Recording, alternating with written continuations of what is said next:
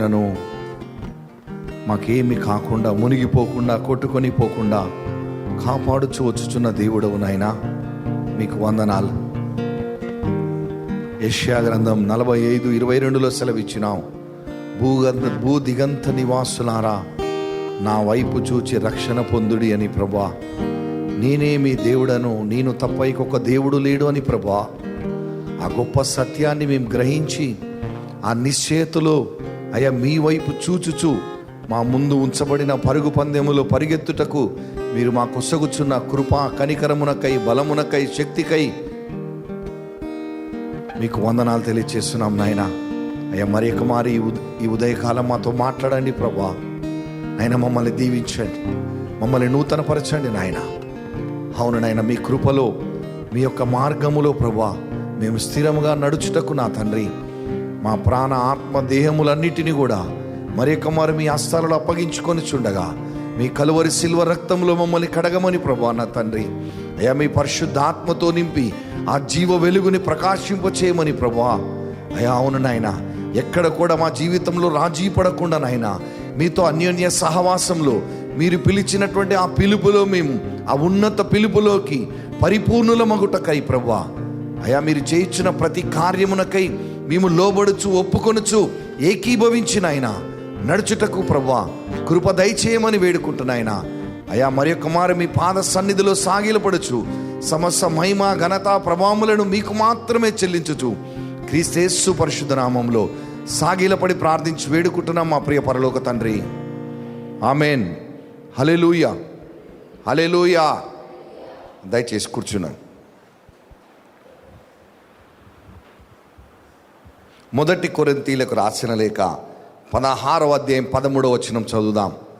1 Corinthians chapter 16 verses 13 shall we read.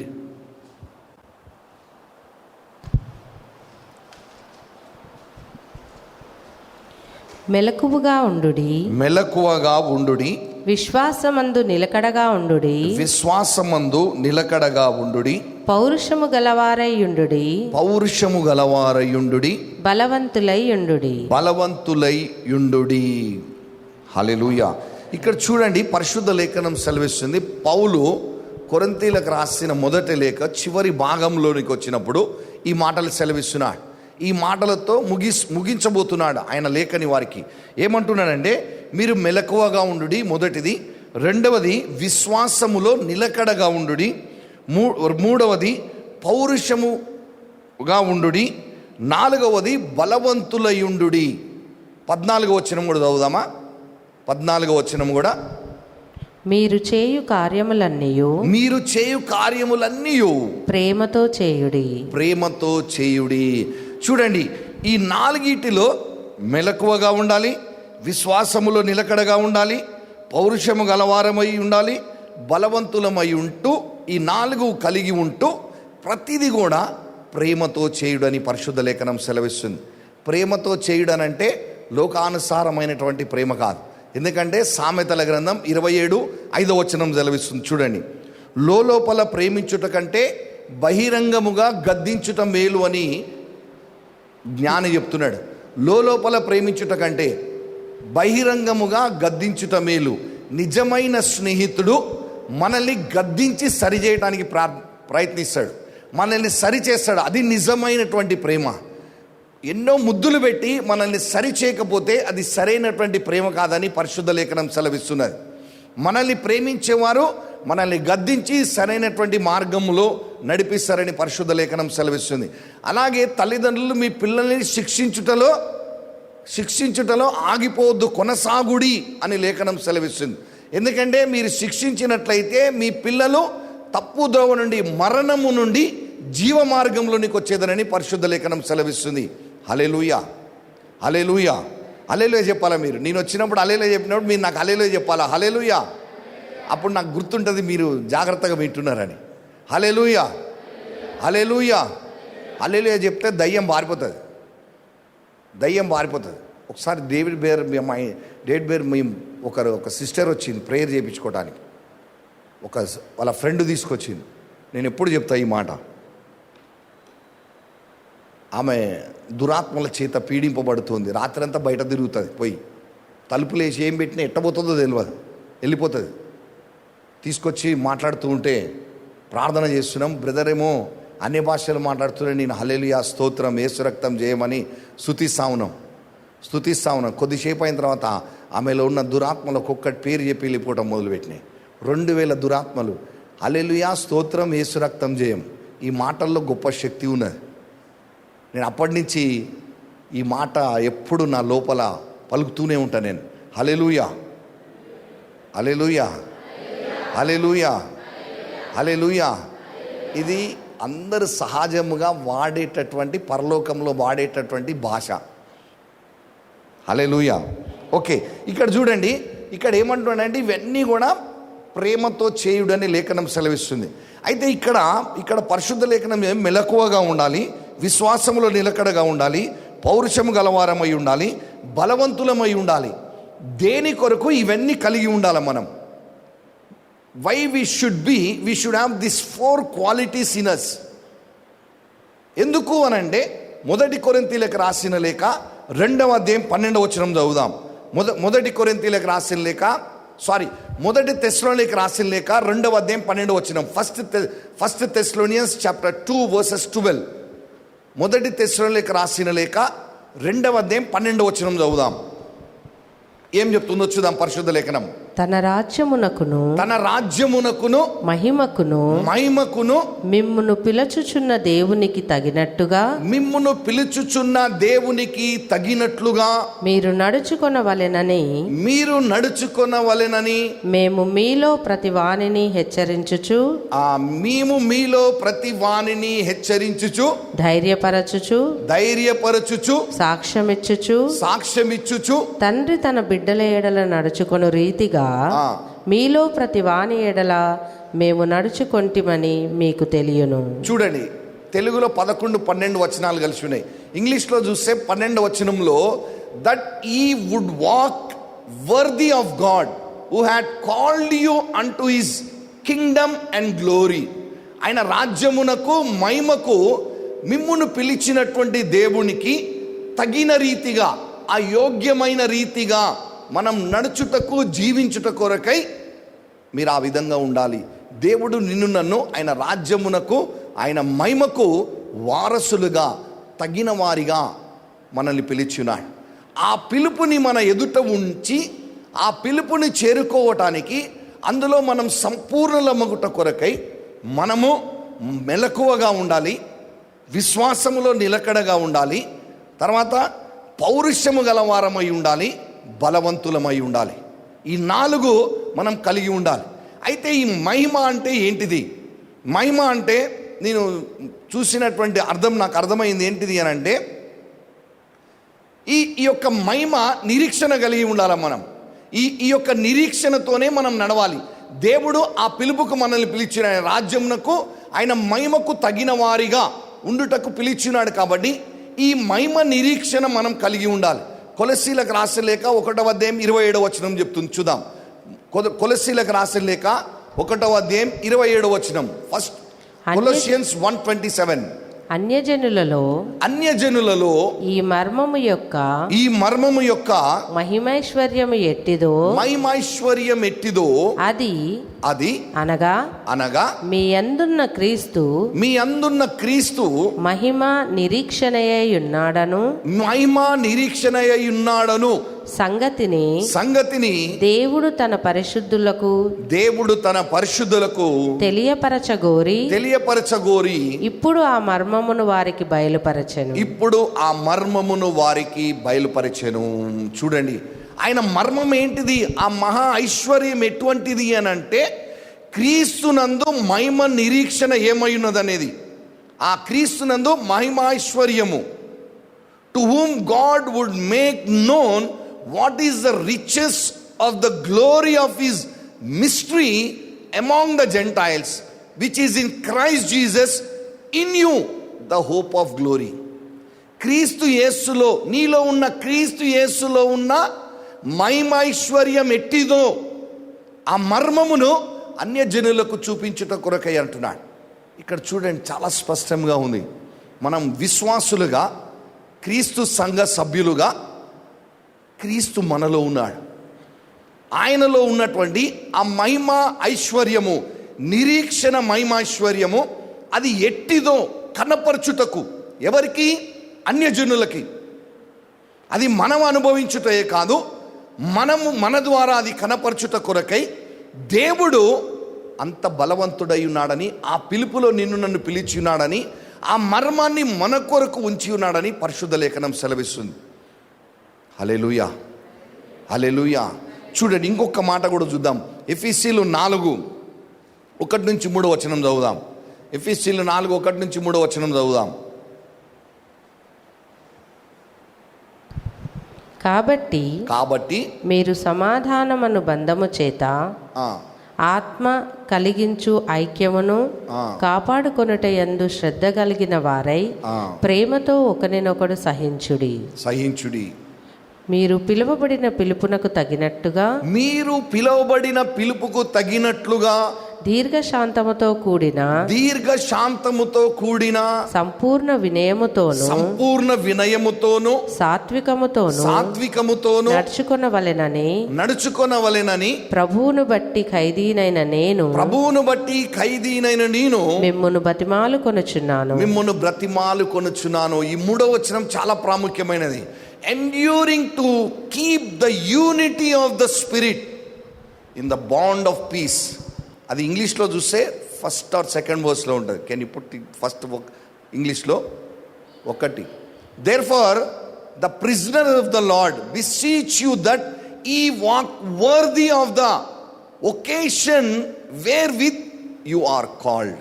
నువ్వు దేని కొరకైతే పిలువబడి ఉన్నావో ఆ నిరీక్షణ కలిగి దాని కొరకు తగినట్లుగా నువ్వు నడుచుకొనున్నట్లుగా, ఎట్లా? సమాధానము కలిగి. చూడండి, సమాధానము కలిగి. ఇక్కడ ఈ మహిమైశ్వర్యములో మన దేవుడు పిలిచినాడు. ఆ యొక్క రాజ్యమునకు మహిమకు వారసులుగా దేవుడు పిలుచుకొని ఉన్నాడు. దానికి తగినట్లుగా దేవుడు మనల్ని తీర్చిదిద్దుతున్నాడు. ఆ తీర్చిదిద్దుతున్నటువంటి సమయములో మనలో ఉన్న క్రీస్తు మహిమైశ్వర్యం ఎట్టిదో మన ద్వారా ప్రకటింపబడుతుంది. కొలస్సీలు 1:27 అదే చదువుతున్నాం.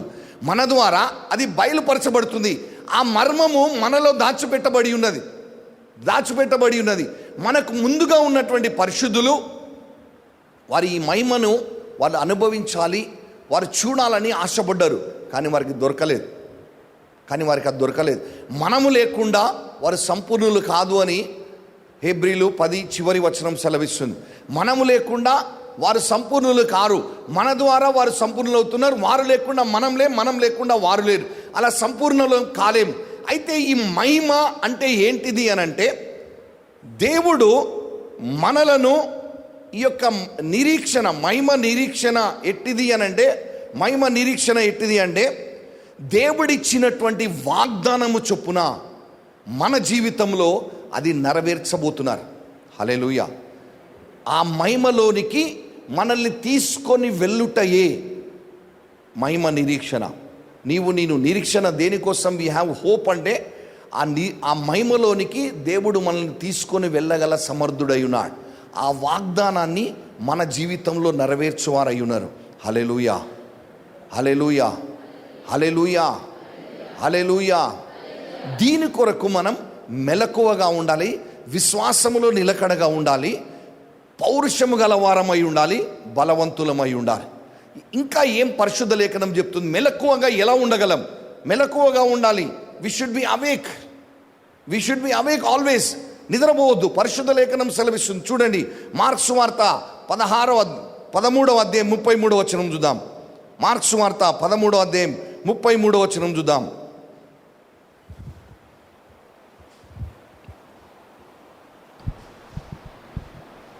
జాగ్రత్త పడుడి, మెలకువగా ఉండి ప్రార్థన చేయుడి. ఆ కాలం ఎప్పుడు వచ్చునో మీకు తెలియదు. పరిశుద్ధ లేఖనం సెలవిస్తుంది. చూడండి, జాగ్రత్త పడుడి, మెలకువగా ఉండి ప్రార్థన చేయండి. మెలకువగా ఉండటము అంటే మనము నిద్రమత్తులమై ఉండకూడదు. నిద్రించుటకు ఆ సమయము అయిపోయింది. రోమీలకు రాసిన లేఖ చూడండి, పరిశుద్ధ లేఖనం ఏం సెలవిస్తుందో. రోమీలకు రాసిన లేఖ 13వ అధ్యాయం 11వ వచనం చదువుదాం. మరియు మీరు కాలము నెరిగి నిద్ర మేలుకొను వేళ అయినదని తెలుసుకొని అలాగు చేయుడి. మనము విశ్వాసులమైనప్పటికంటే ఇప్పుడు రక్షణ మనకు మరి సమీపముగా ఉన్నది. చూడండి, మనకు మరీ సమీపముగానున్నది. విశ్వాసులమైనప్పటికంటే ఇప్పుడు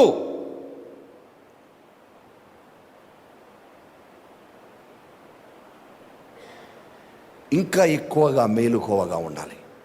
ఆ రక్షణ, సంపూర్ణ రక్షణ పొందుట కొరకై. అందుకే తర్వాత 12వ వచనం సెలవిస్తుంది. చూడండి, రాత్రి చాలా గడిచి పగలు సమీపంగా ఉన్నది గనుక మనము అంధకార క్రియలను విసర్జించి తేజస్ సంబంధమైన యుద్ధోపకరణములను ధరించుకొందము. చూడండి, రాత్రి చాలా గడిచి పగలు సమీపంగా ఉన్నది. నేను విశ్వాసులమైనప్పటి రోజున నేను రక్షింపబడినటువంటి రోజు నుంచి ఇప్పటి వరకు చూసుకుంటే చీకటి పోయి చాలా పగలొచ్చి ఉన్నది. చీకటి పోయింది. చీకటిలో ఉన్న వారిని తన ఆశ్చర్యకరమైన వెలుగులోనికి దేవుడు పిలుచుకొని ఉన్నాడు. ఆ వెలుగులోనికి మనం వచ్చి సంవత్సరం అయ్యుండొచ్చు, 2 సంవత్సరాలు అయ్యుండొచ్చు, 3 సంవత్సరాలు అయ్యుండొచ్చు, 5 సంవత్సరాలు అయ్యుండొచ్చు, 10 అయ్యుండొచ్చు, 20 సంవత్సరాలు అయ్యుండొచ్చు. ఇప్పుడు వెలుగులో ఉన్నాం. వెలుగులో ఉన్నటువంటి వారిగా అంధకార క్రియలను విసర్జించి, దేంట్లో? మన ప్రాణంలో, మన శరీరంలో. దేవుడు మన ఆత్మలో వచ్చి ఉన్నాడు. మన ఆత్మ దేవుని ఆత్మ ఐక్యమైపోయి ఉన్నది. ఇప్పుడు ఆ వెలుగులో ఉన్నాం మనం. ఆ వెలుగులో ఉన్నటువంటి వారిగా ఈ అంధకార క్రియలను విసర్జించి తేజస్ సంబంధమైన యుద్ధోపకరణములను ధరించాలని లేఖనం సెలవిస్తుంది. తేజస్ సంబంధమైన యుద్ధోపకరణములను ధరించుకొని మనం ఈ భూలోకంలో బ్రతకాలి. ఎందుకంటే ఆ మహిమ నిరీక్షణ అదే ఉన్నది మనకి. ఈ తేజస్ సంబంధమైన యుద్ధోపకరణను ధరించినప్పుడే ఆ మహిమ నిరీక్షణ ఏమై ఉన్నదనేది ఒక్కొక్కటిగా ఆ మెలకువతో మనం ఉండాలి. ఆ మెలకువతో మనం ఉంటూ మనం నిద్రమత్తులమై ఉండకుండా ఆత్మపూర్ణులై ఉండుడని కొలసీలకు రాసిన లేఖ 3వ అధ్యాయంలో లేఖనం సెలవిస్తుంది. మీరు మద్యముతో మత్తులై ఉండక ఆత్మపూర్ణులై ఉండుడి అని లేఖనం సెలవిస్తున్నాయి. అంటే మనం మద్యముతో అనంటే కేవలం మద్యపానం అనే కాదు. నాకు అర్థమైంది ఇక్కడ పరిశుద్ధాత్మదేవుడు చెప్పింది. కేవలము మద్యపానం మాత్రమే కాదు. అది మాదక ద్రవ్యాలు అయి ఉండొచ్చు, లేదా సెల్ ఫోన్ ఎడిక్షన్ అయి ఉండొచ్చు, లేదా ఇంటర్నెట్ అయి ఉండొచ్చు, లేదా పుస్తకాలు చదువుతూ ఉండి ఉండొచ్చు, లేదా నీకు ఎంటర్టైన్మెంట్ అయి ఉండొచ్చు, అది స్పోర్ట్స్ అయి ఉండొచ్చు, అది అథ్లెటిక్స్ అయి ఉండొచ్చు, లేదా పుస్తకాలు చదువుతూ ఉండి ఉండొచ్చు, ఇంకా ఏదైనా అయి ఉండొచ్చు. అంటే దేవుని కంటే అధికముగా నువ్వు ఇష్టపడేది ఏదైనా అయి ఉండొచ్చు. దాంట్లో మత్తులై ఉండొద్దు అంటున్నాడు. వాటిలో మీరు మత్తులై ఉండక ఆత్మపూర్ణులై ఉండుడి. ఎందుకంటే దేవుని ఆత్మయే, పరిశుద్ధాత్మ దేవుడే ఆ మహిమ నిరీక్షణలోనికి మనల్ని తీర్చిదిద్దేవారై ఉన్నారు. ఆయనే మనల్ని రూపాంతరపరచువారై ఉన్నారు. అందుకొరకే మనం మెలకువగా ఉండాలి. అందుకొరకే మనం ప్రతి క్షణం ఆత్మ పూర్ణులమై ఉండి, అందుకే మీరు ఒకరితో ఒకరు మాట్లాడుకుంటున్నాడు, పద్యములతోనూ కీర్తనలతోనూ ఒకరితో ఒకరు సంభాషించుకొనిడి, హెచ్చరించుకొనిడి. క్రీస్తు మాటలు మీ హృదయంలో సమృద్ధిగా నివసించనీయుడి అని కొలస్సీలు 3వ అధ్యాయం 15, 16, 17, 18 వచనాల్లో గమనిస్తే అక్కడ ఇవన్నీ రాయబడి ఉన్నాయి. అంటే మన హృదయంలో క్రీస్తు మాటలు సమృద్ధిగా ఉండాలి. ఆ మాటలు ఏంటిదంటే, మొదటి మాట, దేవుడు నన్ను ఆయన రాజ్యమునకు మహిమకు వారసులుగా పిలుచుకొని ఉన్నాడు. ఆ వారసత్వము పొందునట్లుగా మనం తీర్చిదిద్దబడాలి. మన జీవిత విధానం మార్చబడాలి. ఎందుకంటే మనలో ఉన్న క్రీస్తు ఆ మహిమకు నిరీక్షణ అయి ఉన్నాడు. అది మర్మముగా ఉన్నది, మనకి ప్రత్యక్షపరచబడుచున్నది. మనం అనుభవించుటే కాదు, మన ద్వారా అన్యజనులు ఆకర్షింపబడుటకు ప్రత్యక్షపరచబడుచున్నదని పరిశుద్ధ లేఖనం సెలవిస్తున్నది. నా ప్రియమైనటువంటి సహోదరి సహోదరుడా, ఈ మెలకువ కలిగి ఉండాలి, ఈ మెలకువతో ఉండాలి, నిద్రమత్తులమై ఉండదు. మెలకువగా ఉండాలంటే ఇంకొక మాట ఉన్నది, ఇంకొక మాట. యెషయా గ్రంథం 45:22 చూద్దాం. యెషయా గ్రంథం 45:22 చూద్దాం.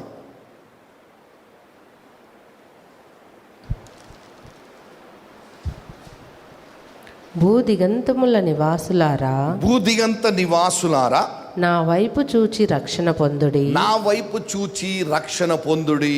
దేవుడను నేవే, దేవుడను నేనే, మరి ఏ దేవుడునో లేడు.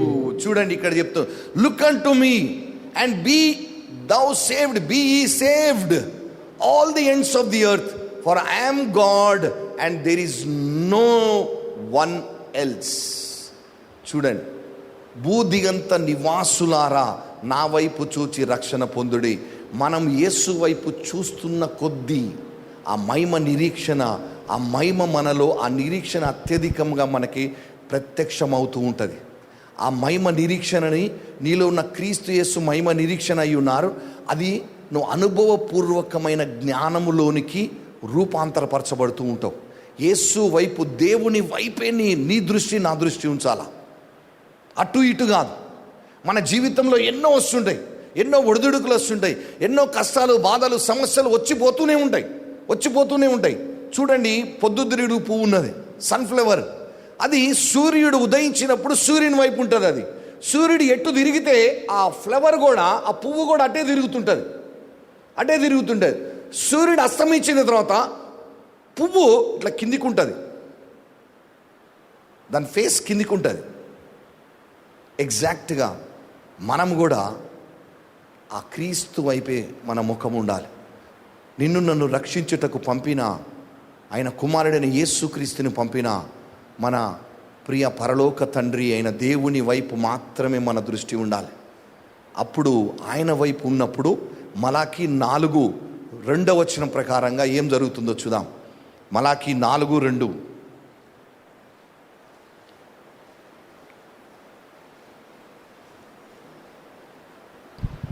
అయితే నా నామమందు భయభక్తులు గలవారగు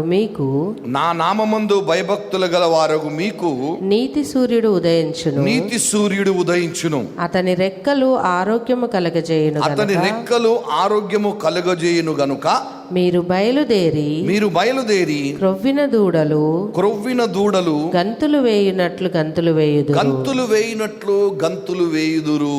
చూడండి, అంటే ఎప్పుడైతే మన దృష్టి మన దేవుడైన యెహోవా దేవుని పైన, యేసుక్రీస్తు ప్రభు పైన మన దృష్టి ఉండి మనం ఆయనని వెతకటం ప్రారంభిస్తూ ఉంటామో, ఆయనని అడగటం ప్రారంభిస్తూ ఉంటామో, ఆయనని తట్టడం ప్రారంభిస్తూ ఉంటామో, అప్పుడు నీతి సూర్యుడైన క్రీస్తు యేసు మనపై ప్రకాశించటం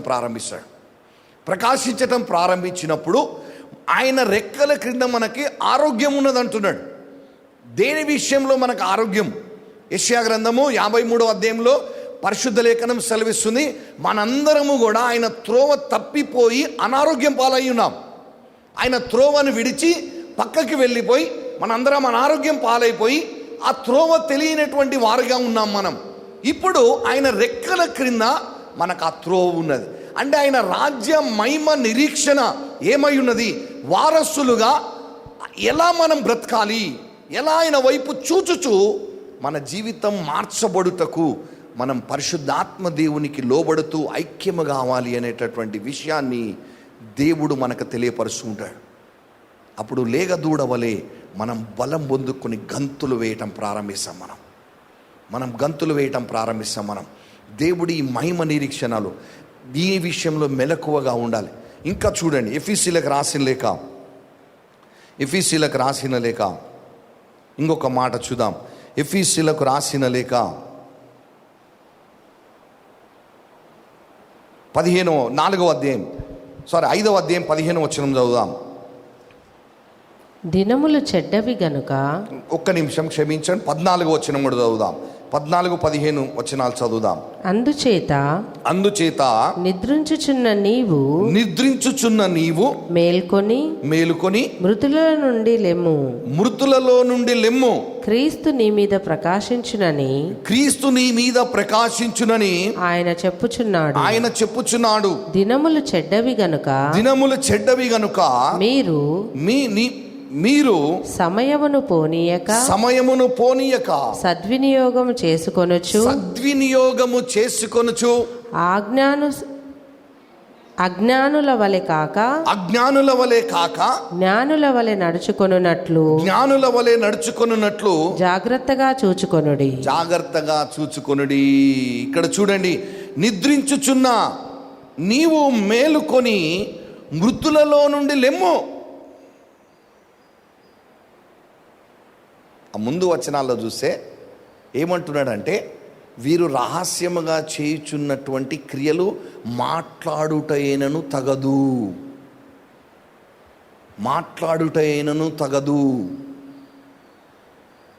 వాళ్ళు పాపం చేస్తున్నట్లు చెప్తలేడు ఇక్కడ.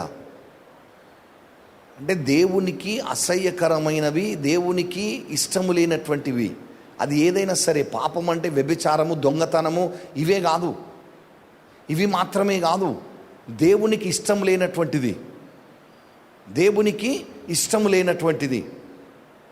ఇప్పుడు కోదేశ్ ఉన్నాడు, చిన్నగా ఉన్నప్పుడు వాడు ఏది చేసినా, చిన్న పిల్లోడు కాబట్టి ఏమనిపించదు, నవ్వు ఆనందిస్తాం. వాడు గంతులేస్తే, నన్ను పేరు పెట్టి పిలిచినా, ఏమన్నా రా అన్నా కూడా ముద్దుగా ఉంటుంది కాబట్టి బాగుంటుంది.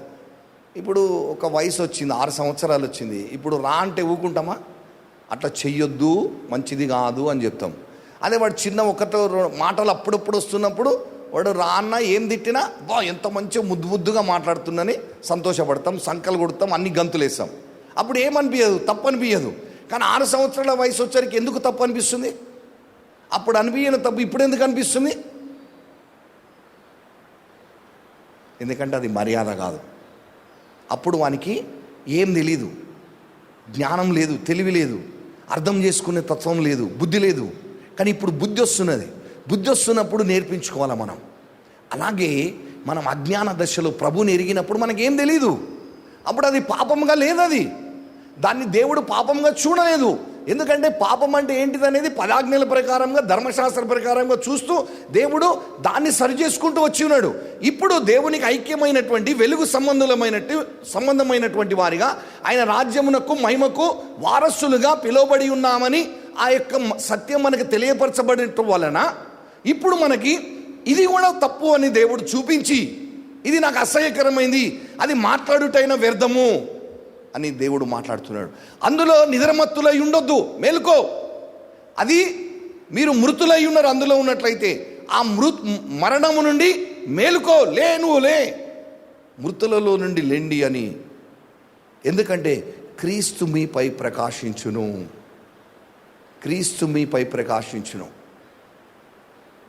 హల్లెలూయా, హల్లెలూయా. చూడండి తర్వాత 15వ వచనంలో, దినములు చెడ్డవి గనక మీరు సమయమును పోనీయక సద్వినియోగము చేసుకొనుచు అజ్ఞానుల వలె కాక. చూడండి ఎంత స్పష్టంగా చెప్తుందో వాక్యము. అజ్ఞానుల వలె మనం ఉండకూడదు, జ్ఞానుల వలె ప్రవర్తించాలా. జాగ్రత్తగా జ్ఞానుల వలె నడుచుకొనున్నట్లు జాగ్రత్తగా చూసుకోవాలి, మెలకువగా ఉండాలి. అందులో మనం జారిపోయకూడదు. ఈ ప్రయాణంలో మనం వెళ్తూ ఉన్నప్పుడు ఒక్క రోజులో మనం అన్నీ నేర్చుకోలేం, పడుతుంటాం, లేస్తుంటాం. కానీ ఒక్కటి గుర్తుపెట్టుకోవాలి, నువ్వు నేను. యోహాను సువార్త 10వ అధ్యాయం 27వ వచనం చూద్దాం. యోహాను సువార్త 15వ అధ్యాయం 27వ వచనం చూద్దాం.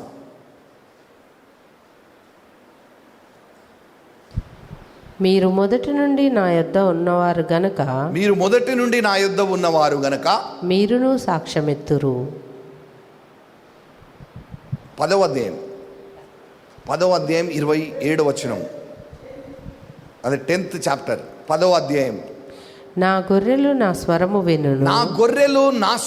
వినును, నేను వాటిని ఎరుగుదును, అవి నన్ను వెంబడించును, నేను వాటికి నిత్య జీవము నిచ్చుచున్నాను గనుక అవి ఎన్నటికి నశింపవు. అవి ఎన్నటికి నశింపవు. చూడండి, నా గొర్రెలు నా స్వరం వినును, వాటిని నేను ఎరిగి ఉన్నా, నేను నిత్య జీవం ఇచ్చుచున్నా. మనం ఇప్పుడు ఆయన గొర్రెలం, ఆయన స్వరం విని నడుస్తున్నాం. మనం ఇప్పుడు ఆయన స్వరం వినుటే కాదు, పరిశుద్ధాత్మ దేవుని సహాయము ద్వారా మనం నడుచుచున్నాం. ఆయన మాటల వలన ఆయన మనకు నిత్య జీవం ఇచ్చుచున్నాడు.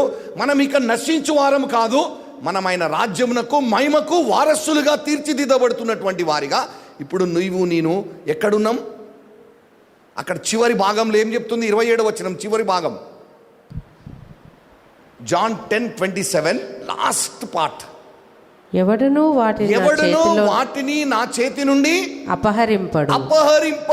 హల్లెలూయా, హల్లెలూయా. నువ్వు ఇప్పుడు ఎక్కడున్నావు? ఆయన రాజ్యమునకు మహిమకు వారసులుగా పిలువబడినటువంటి వారు ఇప్పుడు ఎక్కడున్నారు? వాళ్ళు ఎవరి చేతిలో ఉన్నారు? యేసుక్రీస్తు ప్రభు చేతిలో ఉన్నారు. ఆయన చేతిలో ఉన్నటువంటి వారిగా ఆయన చేతిలో నుంచి ఎవడను అపహరింపలేడని వాక్యం సెలవిస్తుంది. నువ్వు రూపాంతరపరచబడుతూ తీర్చిదిద్దబడుతూ ఉండగా ఒకవేళ నువ్వు జారి పడినా ఎక్కడ పడతావు? ఎక్కడ పడుతున్నాం? ఆయన చేతిలోనే పడుతున్నాం. హల్లెలూయా, హల్లెలూయా, హల్లెలూయా. చూడండి, మీకు ఒక మాట చెప్తా నేను. దేవుడు మోషేని పదాజ్ఞలు ఇవ్వటానికి పైకి పిలిచి ఉన్నాడు. నిర్గమకాండం 31-32 అధ్యాయాల్లో చూస్తున్నాం. పిలిచిండు, ఆజ్ఞలు ఆయన వేలుతో రాసిండు, 2 పలకలు ఇచ్చి ఉన్నాడు. కింద ప్రజలు పాపం చేసి ఉన్నారు, అది దేవుడు చెప్పి ఉన్నాడు. ఆయన పైకి దిగి వచ్చి ఉన్నాడు. ఆ కోపంతో ఆవేశంతో ఆ పలకలు ఆ దూడ మీద కొట్టి పగలగొట్టి ఉన్నాడు. ఆ పలకలు బలిగిపోయినాయి. వాళ్ళని ఒక కాని మాట అన్నాడు. ఆయన వాగ్దాన దేశంలో అడుగు పెట్టకపోవటానికి ఒక కారణం ఏంటిది అంటే, ఆయన తన దేవుని ప్రజలను కాని మాట బలికి ఉన్నాడు. ఈయనను గురించి, మోషే గురించి దేవుడు చెప్తున్నాడు, ఈయన ప్రవక్తలతో నేను దర్శనములు కళలతో నేను మాట్లాడతా, కానీ ఇతడు నా స్నేహితుడు, ముఖాముఖిగా మాట్లాడుతున్నా నేను. ఆయన దేవుని ప్రజల్ని ఒక కాని మాట పలికినందుకు దేవుడు తట్టుకోలేకపోయాడు. మన జీవితంలో ప్రతి ఒక్కరం, మన జీవితంలో ఏదున్నా దేవుడు మనల్ని సరి చేస్తాడు. దేవుడు తన సేవకుడిని పంపి మనల్ని సరి చేస్తుంటాడు. మిగతా వాళ్ళు ఎవరన్నా దేవుడు చెప్పకుండా మాట్లాడితే దేవుడు ఊరుకోడు. వాళ్ళు నీకు దేవునికి మధ్యలో వస్తే ఊరుకోడు. అంతగా దేవుడు నిన్ను ప్రేమిస్తున్నాడు. So much God the father loves you, that's why He has handed over you to the Holy Spirit of God. He cannot bear. మోషే తోనే మాట్లాడతాడా దేవుడు అని మిరియాం అన్నది సొంత అక్క. దేవుడు సహించలేదు. నువ్వెవరు నా సేవకుడు అంటానికి అని ఆమెకి కుష్ఠిరోగం వచ్చి ఉన్నది. అంటే దేవుడు ఎప్పుడైతే ఈ మహిమ, ఆయన రాజ్య మహిమ వారసత్వములోకి పిలువబడినటువంటి వారు నడిపించబడుతూ ఉంటారో వారి జీవితంలో దేవుడు పంపిస్తాడు కొంతమందిని. పంపించిన వారు కాకుండా ఎవరొచ్చినా దేవుడు సహించలేడు. కొంతమందిని ఇస్తాడు, సేవకులను ఇస్తాడు, సేవకురాళ్ళని ఇస్తాడు. అపోస్తులు కావచ్చు, ప్రవక్తలు కావచ్చు, సువార్థికుడు కావచ్చు, కాపరి కావచ్చు, ఉపదేశకుడు కావచ్చు, లేదా ఒక సాధారణమైన మనిషే కావచ్చు. కరెక్ట్గా మాట్లాడతారు వాళ్ళు నీతో మాట్లాడేటప్పుడు నిన్ను హేళన చేస్తూ, నిందిస్తూ, అవమానిస్తూ మాట్లాడారు. దేవుని యొక్క ప్రేమతో నిన్ను సరిచేస్తారు. కానీ అది చాలా సూటిగా ఆ పాపాన్ని, ఆ తప్పిదమును కోసేస్తుంది. అది నిన్ను ఎంతో గాయపరిచి, దుఃఖపరిచి నిన్ను రక్షణలోనికి నడిపిస్తుంది. శరీరానుసారంగా, భూ సంబంధంగా ఉండదు అది. No, never. యేసు ప్రభు కూడా తన శిష్యులను గద్దించి ఉన్నాడు. వాళ్ళు పడవలో పోతున్న యోహాను సువార్త 6వ అధ్యాయంలో 5 రొట్టెలు 2 చేపలు విస్తరింపజేసిన తర్వాత వాళ్ళని పడవలో పంపించారు. యేసు ప్రభు కూడా ఉన్నాడు. వాళ్ళు నిద్రపోతున్నారు. యేసు ప్రభు నిద్రపోతున్నాడు. పడవ అలలకి మునిగిపోబోతుంటే వాళ్ళు యేసు ప్రభు దగ్గర పోయి, ప్రభా మేము మునిగిపోతున్నాం అన్నారు. పడవలో యేసు ప్రభు కూడా ఉన్నాడు కదా, మరి మునిగిపోతే, పడవ మునిగిపోతే యేసు ప్రభు మునుగుతాడు. కానీ వాళ్ళు ఏమడుగుతున్నారు? ప్రభా మేము మునిగిపోతున్నామయ్యా అంటే అల్ప విశ్వాసాలరా అన్నాడు. మనం కూడా మన జీవితంలో అదే జరుగుతుంది. మనం క్రీస్తు మనలో ఉన్నాడని చెప్తాము. మన జీవితంలో ఏది జరిగినా దేవా నా జీవితం నాశనం అవుతున్నది అని అంటే, దేవుడు లేడా నీలో నాశనం చేస్తాడా? నిన్ను కానిస్తాడా? నిన్ను ఈ యొక్క రాజ్యానికి మహిమకు వారసత్వంకు పిలిచి ఉన్నాడు దేవుడు. నిన్ను ఆ యొక్క మహిమకు నిరీక్షణగా ఆయన ప్రత్యక్షంగా నీలో కనపరుచుకోవడానికి నిన్ను పిలిచి ఉన్నాడు. దావీదు దేవునికి మందిరం కట్టాలని ఆశపడ్డాడు. అప్పుడు దేవుడు దావీదుని ప్రశ్నిస్తున్నాడు, ఆకాశం నా సింహాసనం, భూమి నా పాదపీఠము, ఇంత గొప్పవాడికి నువ్వు ఏం మందిరం కడతావు? అంత గొప్ప దేవుడు నీలో నాలో నివసిస్తూ ఆ మహిమని కనపరచాలని ఆశపడుతూ ఉన్నాడు. హల్లెలూయా, హల్లెలూయా, హల్లెలూయా, హల్లెలూయా. ఇక్కడ అదే మాట దినములు చెడ్డవి గనుక మనము సమయము పోనీయక సద్వినియోగము చేసుకొనుచు అజ్ఞానుల వలె కాక జ్ఞానుల వలె నడుచుకొనున్నట్లు జాగ్రత్తగా చూసుకోవాలి. మనం అజ్ఞానంతో ఉండొద్దు. బయట ఏదో అవుతుంది, అదవుతుంది, ఇదవుతుంది అని చెప్పేసి నక్క పులిని చూసి వాత పెట్టుకుందంట. అట్లుంటుంది మన క్రైస్తవ జీవితం కూడా. అట్లుండకూడదు. అక్కడ ఏదో జరిగింది, బైబిల్లో రాయబడ్డది. ఆయన రాకడకు ముందు భూకంపాలు వస్తాయి, కరువులు వస్తాయి, సునామీలు వస్తాయి, అవొస్తాయి, ఇవొస్తాయి. ఒక దేశం ప్రజలు ఒకరికొకరు కొట్టుకుంటారు, అవైతే ఇవైతే కానివ్వండి. దేవుని బైబిల్లో ఆల్రెడీ రాయబడి ఉంది. మార్కు 16:33 అదే చదువుతున్నాం మనం. మీరు జాగ్రత్తగా ఉండండి, మెలకువగా ఉండండి. ఇవన్నీ ఎప్పుడు సంభవిస్తాయో మీకు తెలీదు, కానీ మీరు జాగ్రత్తగా ఉండండి. ఇవి జరుగుతాయి, అయినను మీరు జాగ్రత్తగా ఉండండి.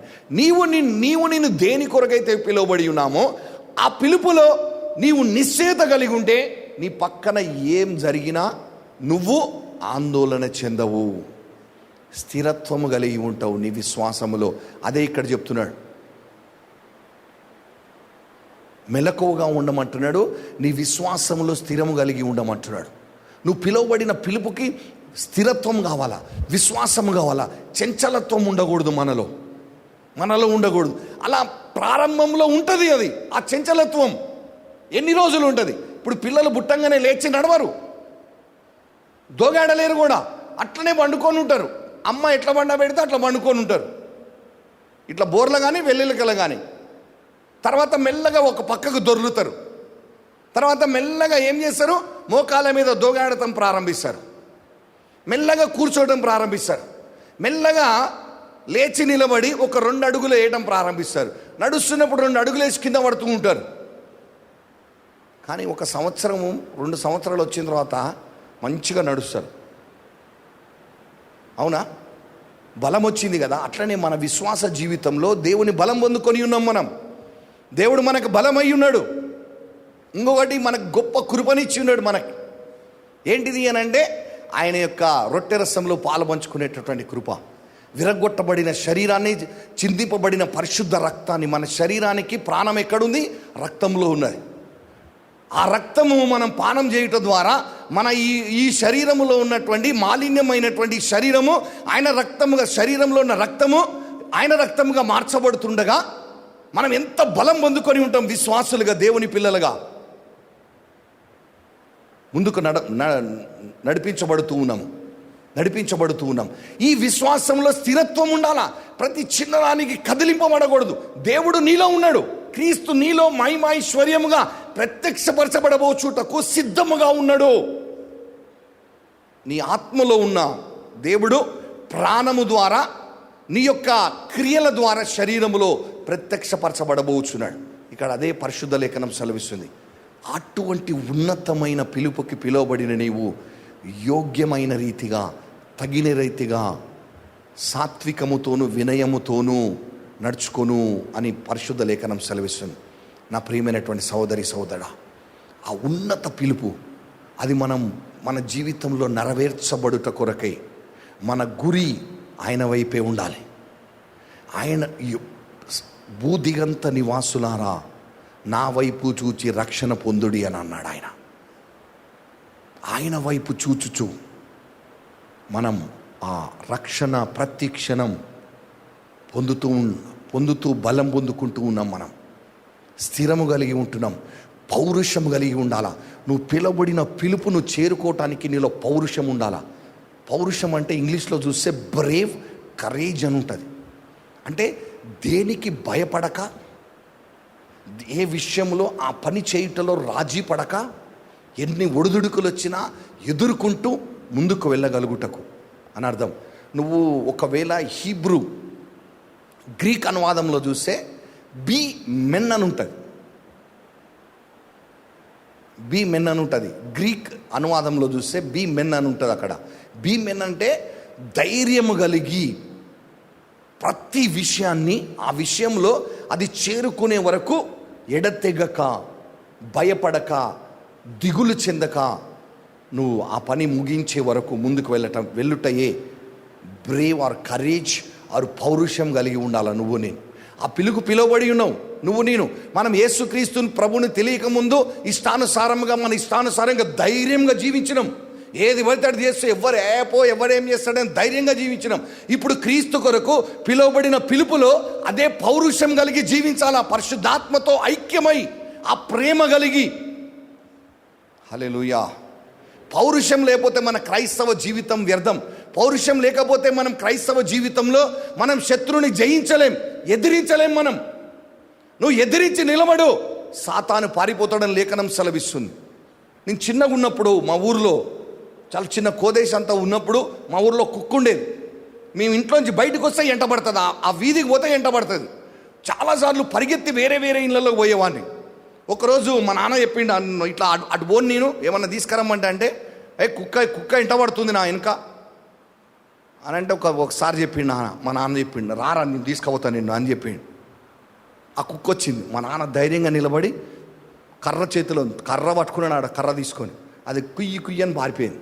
నాకు అర్థమైంది ఏంటంటే, కుక్క వస్తే నేను ఎదిరించి నిలబడాలా, కర్రనో రాయో పట్టుకుంటే అది నా దగ్గరికి రాదని నాకు అర్థమైంది. ఆ తర్వాత ఎప్పుడు ఆ కుక్క నా మీదికి రాలే.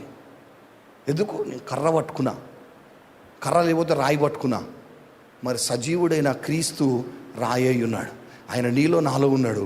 వాడిని ఎదిరించుటకు నేను నిలబడు. ఎప్పుడు భయపడుకుంటూ డిఫెన్సివ్, అమ్మో లేదు. You should stand up. నువ్వు నిలబడాలి ధైర్యంగా. అదే అంటున్నాడు, జాగ్రత్తగా మెలకువతో నువ్వు పిలువబడిన పిలుపులో స్థిరముగా విశ్వాసంలో ఉండి పౌరుషము గలవారై నిలబడి ఎదిరించాలి. వాడు అప్పుడు పారిపోతాడు. వాడు నిన్నేం చేయలేడు. వాడు దూరంగా ఉండి తోలుబొమ్మల ఆట ఆడుతుంటాడు. నీ దగ్గరికి కూడా దరిదాపులోకి రాలేడు వాడు. ఎందుకంటే నువ్వు క్రీస్తు యేసు యొక్క జీవ వెలుగు కలిగి ఉన్నావు. క్రీస్తు నీలో ఉన్నాడు, నీ ఆత్మలో ఉన్నాడు. అది మండుతూ ఉన్నది జ్వాలగా. హెబ్రీలకు రాసిన లేఖ 12:28 చివరి వచనం సెలవిస్తుంది, ఆయన దహించు అగ్ని అయ్యున్నాడని. ఆ అగ్ని అయ్యున్న దేవుడు నీలో జ్వాలగా మండుచున్నాడు. ఆయన హెబ్రీలో 1వ అధ్యాయంలో చెప్తుంది, ఆయన తన దూతలను జ్వాలలుగా పిలుచుకొని ఉన్నాడని. కీర్తన 104లో చెప్తుంది, ఆయన తన దూతలను జ్వాలలుగా పిలుచుకొని ఉన్నాడు. ఎస్, నిన్ను జ్వాలగా పెట్టి ఉన్నాడు. ఆ జ్వాల నీలో మండుతూ ఉండగా వాడు నీ దగ్గరికి రాలేడు, నిన్ను ముట్టుకోలేడు.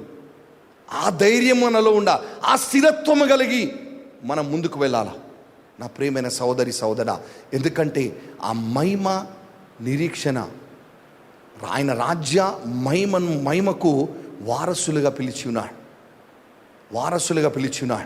మనం ఇంకా చిన్నపిల్లలు కాదు. రాత్రి చాలా చీకటి చాలా సమీపించి వెలుగు సమీపించింది అన్నాడు. మనం వెలుగులోకి వచ్చి చాలా కాలం అయిపోయి ఆ వెలుగు దగ్గరే ఉండకూడదు. కళ్ళు మూసుకుంటే ప్రార్థన చేస్తే నాకు వెలుగు కనపడ్డది అమ్మా అని గంతులేయటం కాదు. మగ్దల మరియ యేసు ప్రభు సమాధి దగ్గరికి వెళ్ళింది. యేసు ప్రభు లేడు అక్కడ. ఆడ దేవదూత కూర్చొని ఉన్నారు. దేవదూతను కూర్చొని దేవదూత కనపడని సంకలు కొట్టుకొని బయటికి రాలే అమ్మా. అయ్యా నా యజమానుడు ఎక్కడా అని అడిగింది ఆమె. యేసు ప్రభు మృతుడై ఉన్నాడు అక్కడ. ఆయన శరీరం అక్కడ సమాధి చేయబడ్డది. అయ్యా నా యజమానుడు ఎక్కడా? ఆయన నాతో తీసుకొని వెళ్ళటానికి సిద్ధంగా వచ్చానయ్యా అన్నది. ఆయన మృతులలో నుంచి లేచి ఉన్నాడని అర్థం కాలేదు ఆమె. ఆ దుఃఖంలో ఉంది. బయటికి వచ్చింది. యేసు ప్రభుని చూసి తోటమాలనుకుంది. నా యజమానుని ఎక్కడ దాచిపెట్టావయ్యా నాకు చెప్పు. యేసు ప్రభు ఆమెతో మాట్లాడిన వెంటనే ఆ స్వరము ఆమె కన్ను తెరిచి ఉన్నది. ఆ స్వరం గుర్తుపట్టింది. అయ్యా అని ఆయనను పట్టుకోబోయింది. చూడండి, ఆమె యేసు ప్రభుని, పునరుత్థానుడైన యేసుక్రీస్తు ప్రభుని మొదటిగా అపోస్తులు 12 మంది ఎవరు చూడలే, ఈ స్త్రీ చూసి ఉన్నది. ఎందుకంటే ఆమె యేసు ప్రభు యందు ఆసక్తి కలిగి పౌరుషం కలిగి ఉన్నది. పౌరుషం కలిగి ఉన్న ఆమె దేవుని కొరకు అటువంటి పౌరుషం కలిగి మనకు కావాలా దేవునికి. దేవుడు అదే కోరుతున్నాడు, అదే కోరుతూ ఉన్నాడు. హల్లెలూయా. చివరి మాట చెప్పి నేను ముగిస్తాను. నేను 2 కొరింథీయులకు రాసిన లేఖ చివరి అధ్యాయం, 2 కొరింథియన్స్ చాప్టర్, లాస్ట్ చాప్టర్, 13వ అధ్యాయం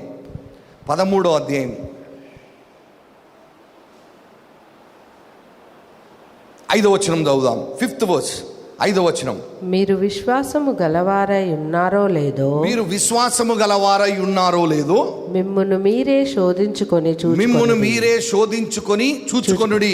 మిమ్మును మీరే పరీక్షించుకొనుడి. మిమ్మును మీరే పరీక్షించుకొనుడి. మీరు భ్రష్టులు కాని ఎడల, మీరు భ్రష్టులు కాని ఎడల యేసుక్రీస్తు మీలోనున్నాడని, యేసుక్రీస్తు మీలో ఉన్నాడని మిమ్మును గూర్చి మీరే ఎరుగరా. మిమ్మును గూర్చి మీరే ఎరుగరా.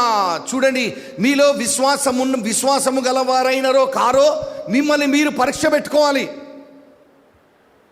మిమ్మల్ని మీరు పరిశోధించుకోనుడి అని లేఖనం చెప్తుంది. శోధించుకోవాలా, నిన్ను నీవు శోధించుకోవాలని లేఖనం సెలవిస్తుంది. ఎందుకు? మీరు భ్రష్టులు కాని ఎడల యేసుక్రీస్తులో ఉన్నారని మీకు అప్పుడు నిశ్చయత కలుగుతుంది.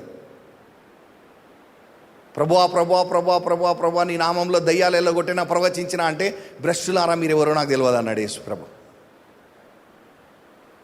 మీరు ఎవరో నాకు తెలియదు అని అన్నాడు వాళ్ళని చూసి. ఎందుకు? వారు యేసుక్రీస్తు తండ్రి యొక్క ఉద్దేశాన్ని నెరవేర్చలేదు. నువ్వు తండ్రి యొక్క ఉద్దేశాన్ని నెరవేర్చుట కొరకై దేవుడు మనకి ఆయన పరిశుద్ధాత్మను వాగ్దాన రూపంలో మనకిచ్చి ఉన్నారు. ఆ సమయంలో పరిశుద్ధాత్మ దేవుడు వాగ్దానంతో లేరు. అదియుగాక వాళ్ళకి యేసుక్రీస్తు ప్రభు విర్రగొట్టబడిన శరీరము, చిందింపబడిన రక్తము పానము చేసే ఆ కృప కూడా వారికి లేదు. కానీ నీవు నేను ఎంతో ధన్యులమై ఉన్నాం. సమస్తము మన చేతి దగ్గరే ఉన్నది, అంతా మన దగ్గరే ఉన్నది. అది మనం తీసుకొని భుజించాలా. నా ప్రియమైన సహోదరి సహోదరా, మనల్ని మనం పరిశీలించుకోవాలా. నిలకడగా ఉండాలా, మెలకువగా ఉండాలి, విశ్వాసములో నిలకడగా ఉండాలి, పౌరుషము గలవారమై ఉండాలి, బలవంతులమై ఉండాలని లేఖనం సెలవిస్తున్నది. ఇవన్నీ కూడా ప్రేమతో. ప్రేమ అంటే కోటింగ్ కొట్టడం కాదు. లోపల ప్రేమించటం కంటే బహిరంగముగా గద్దించుట మేలు అని లేఖనం సెలవిస్తుంది. బహిరంగముగా గద్దించుట. తన స్నేహితుడు ఎవరు? నీ స్నేహితుడు అంటే నిన్ను సరిచేసేవాడు నీ స్నేహితుడు. అన్నిటినీ దాచిపెట్టి అన్నీ చేసేవాడు స్నేహితుడు కాదు.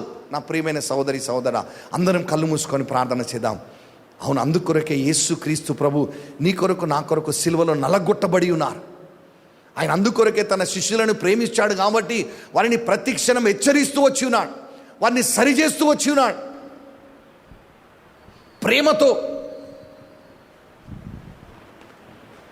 నీవు నేను మెలకువగా, విశ్వాసములో నిలకడగా, పౌరుషము గలవారమై బలవంతులమై ఉండాలని లేఖనం సెలవిస్తున్నది. మనం ఎంత ధన్యులమంటే, ఇవన్నీ కూడా ఎందుకు మనం కలిగి ఉండాలంటే ఆయన రాజ్య మహిమ వారసత్వమును పొందుటకై. దాని కొరకు పిలిచి ఉన్నాడు దేవుడు నిన్ను నన్ను. ఆ మహిమైశ్వర్యము అయినటువంటి క్రీస్తు నీలో నాలో నివసించుచున్నాడు. అది మన ద్వారా ప్రత్యక్షపరచబడుట అన్యజనులకని దేవుడు ఎదురు చూస్తున్నాడు. రాత్రి చాలా సమయమై ఉన్నది, వెలుగు సమీపించి ఉన్నది అంటున్నాడు. మనం వెలుగులోనికి వచ్చి ఎంత కాలం అయి ఉన్నది. ఇంకా మహిమ నిరీక్షణ అయిన క్రీస్తు, మనలో ఉన్న క్రీస్తు ఆ మహిమగా ప్రత్యక్షపరచబడుటలేదు. దానికి కారణం నువ్వు, నేనే. నా జీవితానికి నేనే కారణమై ఉన్నాను. ఆయన మహిమ ప్రత్యక్షపరచబడుటలేదు, అన్ని జనులు క్రీస్తు వైపు ఆకర్షింపబడుటలేదు అంటే నాలోని లోపం ఉన్నది. నాలో నేను మెలకువగా లేను, విశ్వాసములో నిలకడగా లేను, పౌరుషము లేదు, బలము లేదు, ప్రేమ లేదు. అవును, ఈరోజు ప్రభువుని అడుగు, ప్రభువా ఇవన్నీ నేను కలిగి ఉండుటకు ప్రభువా, అయ్యా నన్ను పురికొలిపినందుకు వందనాలు ప్రభువా, అయ్యా నన్ను నిద్రమత్తు నుండి లేవనెత్తినందుకు వందనాలయ్యా. అయ్యా, నిద్రమత్తులై ఉండక మృతులలో నుండి లేమంటున్నావు అయ్యా. ఇది మృతం అని అంటున్నావు, ఇది మరణం అంటున్నావు. అవునైనా అయ్యా, నీకు వందనాలు అయ్యా. నన్ను ఆశీర్వదించయ్యా, నన్ను దీవించు. అడుగు నా ప్రియ సహోదరి సహోదరా.